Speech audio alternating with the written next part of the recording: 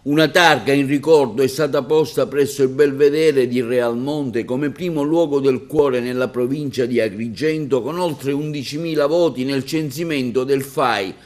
anno 2020, e come luogo da non dimenticare. Alla scopertura della targa erano presenti le autorità del luogo, civili e militari, il sindaco Sabrina Lattuca, il presidente regionale del FAI Sicilia Giuseppe Taibi e Nuccio Zicari del comitato cittadino del FAI. È importantissima perché restituisce quella che è la volontà di questa amministrazione, ossia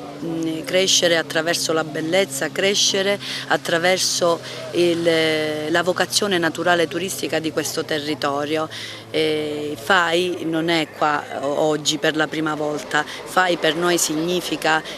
arte, cultura e legalità, perché questo sito è frutto di un progetto con il FAI che vede l'abbattimento di 2 ecomostri, un primo nella parte a valle di questo sito e il secondo successivamente proprio in quest'area, e allora veniva abbattuto l'ecomostro e veniva restituita la bellezza del sito all'intera collettività.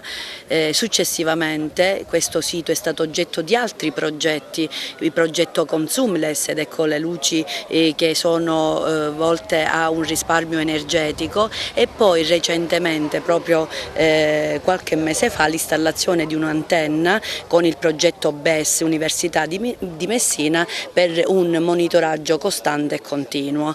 Cosa dire? Oggi è quindi una conferma per noi, la conferma che questo territorio è sicuramente un territorio bello e di gente che vuole condurre la macchina amministrativa,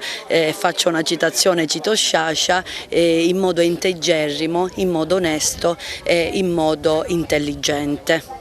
Sicuramente un momento emozionante, anche perché termino con questa iniziativa i miei 3 anni di impegno come presidente regionale. Certo, perché già nel 2008 abbiamo cominciato a raccogliere le firme in questo territorio, e da questa raccolta di firme poi sono venuti tanti comportamenti virtuosi. Inutile ricordare quella dell'abbattimento del Belvedere, siamo dell'abbattimento meglio dell'ecomostro, siamo nel 2013, poi nel 2016 appunto l'altro abbattimento e arriva il Belvedere, questo Belvedere nel quale apponiamo la targa, e poi l'allargamento, il Belvedere, l'illuminazione, i comportamenti virtuosi portano sicuramente comportamenti virtuosi, e dai primi 185 voti del 2008 siamo arrivati a 11.000 voti, e quindi questa targa come primo luogo del cuore della provincia di Agrigento per i primi 25 d'Italia è opportuno metterla adesso. Oggi è un momento memorabile